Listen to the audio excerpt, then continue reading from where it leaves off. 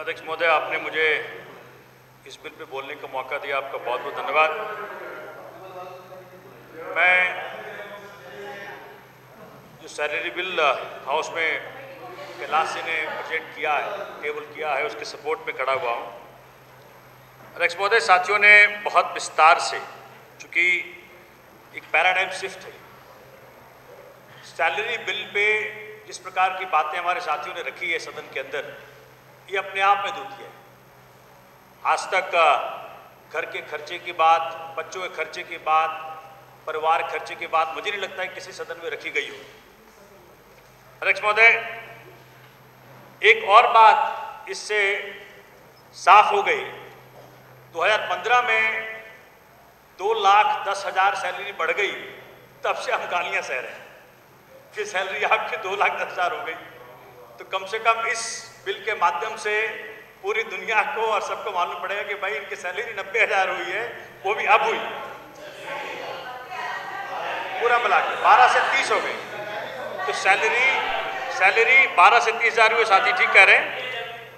तो 12 से 30,000 सैलरी हुई है, जबकि अभी हमने मिनिमम वेजेस को 21,000 कर दिया। अध्यक्ष महोदय, ये शुभ है। भारतीय राजनीति में जिस प्रकार की बातें आज सदन के अंदर साथियों ने की है, ये अपने आप में बहुत शुभ है। अध्यक्ष महोदय, अभी तक राजनीति हिंदुस्तान के अंदर राजा रजवाड़े कर रहे थे। किसको सैलरी की जरूरत थी? उन्हें जरूरत ही नहीं थी। तो कौन सैलरी की बात कर रही है? जो महाराष्ट्र में लोग जो वहां से गुवाहाटी गए, उनको सैलरी की जरूरत नहीं है। तो सैलरी की बात उनको पड़ती है जिन्होंने राजनीति में बदलाव किया है। जब आम आदमियों की एंट्री हुई, हम जैसे कई साथी जीवन में सोच नहीं सकते थे कि हम कभी विधायक बनेंगे, कभी एमपी बनेंगे, कभी राज्यसभा जाएंगे। ये तो केजरीवाल जी के लीडरशिप के अंदर आम आदमियों की एंट्री पॉलिटिक्स में हुई है। ये बहुत अपने आप में एक अद्वितीय बात है और उसी के कारण हर व्यक्ति को ये पिंच कर रहा था शुरू से, चूंकि हमने ईमानदारी कसम खा रखी है। हमारे नेता भी कहते हैं, हम सारे अपने क्षेत्रों में कहते हैं कि भाई कट्टर अगर कोई ईमानदारी का सबूत इस राजनीति में है तो अरविंद केजरीवाल जी हैं और उनके नेतृत्व में हमारे सारे साथी हैं। उसी परिप्रेक्ष्य में अगर इसको हम देखें, चूंकि बड़ा थिन लाइन है, जहां सैलरी बढ़ाने की बात करते हैं लगता है कि पता नहीं क्यों सैलरी बढ़ाने की बात कर रहे हैं। नेताओं की जो एक इमेज बना रखी है, इतना भ्रष्टाचार हर तरफ दिखता है, कौन क्या नहीं कर रहा है, कैसे कैसे लोग हैं। कोई 1 रुपया की सैलरी लिया करता था, सैलरी 1 रुपया की, और घर से निकले 70,000 सैंडल जब वो इनकम टैक्स वाले पहुंचे। तो ये 1 रुपये में तो नहीं आती सारी ये चीजें। तो अध्यक्ष महोदय, बहुत शुभ है।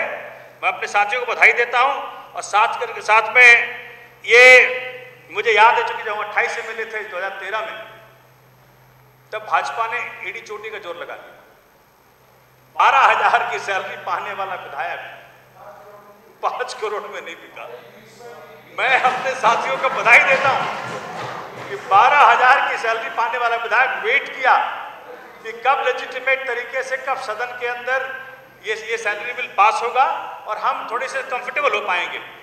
जो सौरभ जी ने बात रखी, बहुत अच्छी बात रखी, जो सिंगापुर के पीएम ने कहा कि भाई हम सैलरी के लिए हमें नहीं आए, लेकिन जब तक आप एक सांसद की, एक विधायक की लाइफ को कंफर्टेबल नहीं करोगे, तब तक वो काम नहीं कर पाएगा। इनफैक्ट वो जो सिंगापुर के अंदर एक कमेटी बैठी थी, उसमें साफ साफ कहा गया, बड़ा इंटरेस्टिंग लाइन है, salaries must be competitive so that people of the right caliber are not deterred from stepping forward to lead the country. It must be there. Unless and until we make situations around, surroundings around comfortable, we will not be able to attract best of the minds, brilliant minds, those minds who can do wonders if they are brought to parliament and assemblies. Adesh Mohoday, I mean, basically, gradually, we are proceeding towards कि वो politics professionalise हो। आपको यहाँ पे कोई time bound तो होता नहीं, 24 घंटे की ड्यूटी, रात को 2 बजे भी जनता आ रही है, सवेरे 5 बजे जनता आ रही है, लोग पानी चेक करने के लिए जा रहे हैं सवेरे सवेरे। तो आपके पास मूलतः और टाइम नहीं बचता कि आप कुछ कर सकें। अगर आप एक जेन्युइन विधायक हैं, जेन्युइन सांसद हैं, तो तो आपके पास और कोई टाइम नहीं है कि आप कुछ और कर सकें। इसीलिए बहुत ज़रूरी है कि मैंने कभी अरविंद जी को भी कहा था कि अगर आप सैलरी वहाँ बढ़ाने में तकलीफ हो रही है तो कम से कम संसाधन दे दें, 4 स्टाफ और दे दें, जो सहूलियतें हैं वो दे दें। अभी हमारे ऑफिसेज में लोग नहीं हैं कि हम चिट्ठियाँ टाइप करवा सकें, हम खुद ही करते रहते हैं।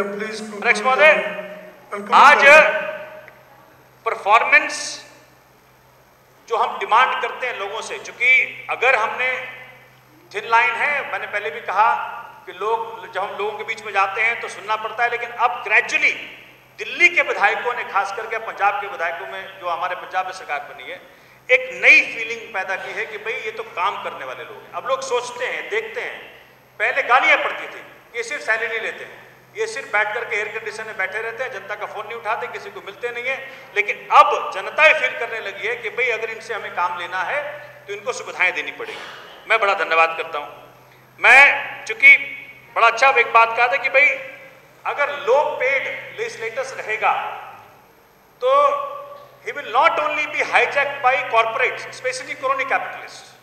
आप देख रहे हैं पूरे देश में किस प्रकार से बातें चल रही हैं, और ये बहुत खतरे का विषय है, क्योंकि डेमोक्रेसी की सारी व्यवस्था जो है वो उस पर डिपेंड करता है कि जो असेंबलीज में और जो पार्लियामेंट में लोग हैं वो किस प्रकार से अपने आप को इन चीजों से अलूफ रखते हैं।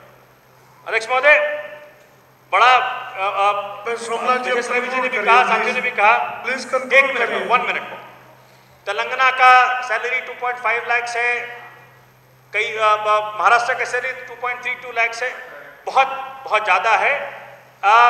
लेकिन जब मैं देखता हूं कि दिल्ली का जो कॉस्ट ऑफ लिविंग है, कॉस्ट ऑफ लिविंग का जो प्रोपोर्शनल करते हैं किस प्रकार से इनकी सैलरी होनी चाहिए, किस प्रकार से इनको सुविधाएं उपलब्ध कराना चाहिए, तो उस लिहाज से जो ये 12 से 30 हज़ार हुआ है ये तो बहुत ही कम है। ये शुक्र है कुछ हम जैसे लोग, मैं तो देख पाता हूं, जैसे हमारे परवीन है, वो अब जो किराए में व्यक्ति हमारा विधायक रह रहा है, परमात्मा साथ दे, कैसे गुजारा करे परमात्मा जानता है। लेकिन ये ठीक बात नहीं है कि अगर विधायकों को इस प्रकार से प्रताड़ित किया जाए। It's a mental torture to keep them living in such poverty.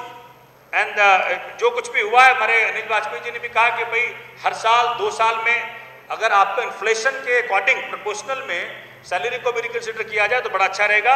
और मैं आपको धन्यवाद देता हूं कि पहली असेंबली है जहां की अपने आप फैसला नहीं किया हमने। ये फैसला जब आपने पहली बार भेजी थी 2015 में, बिल जो भेजा था बना करके, वो फैसला एक्सपर्ट्स ने किया था। They had studied across the nation, जहां जहां किस प्रकार से व्यवस्था है, उसको पहली असेंबली है। मैं साथियों को साथ चाहता हूं कि पहली असेंबली है जहां के स्पीकर महोदय ने एक कमेटी बनाई और कमेटी ने अध्ययन किया, और कमेटी के अध्ययन के अनुसार ये बात हुई। नहीं तो एमपीज एमएलएज कहां किसी कमेटी का वेट करते हैं, अपना सदन है, अपने आप बढ़ाया, चुपचाप बैठ गए। तो ये बड़ा शुभ दिन है और इंडियन पॉलिटिक्स के अंदर पैराडाइम शिफ्ट है। परमात्मा करे कि ऐसी राजनीति पूरे देश में फैले जहां ईमानदार एमएलएज आए, ईमानदार एमपीज आए और उसकी चिंता करें किस प्रकार से हमको अपनी जो पर्सनल जरूरतें हैं, जो जनता के लिए हमने ऑफिस खोल रखे हैं, कैसे मेंटेन कर सकते हैं, कैसे चला सकते हैं। मैं बहुत बहुत धन्यवाद करता हूं आपका। धन्यवाद।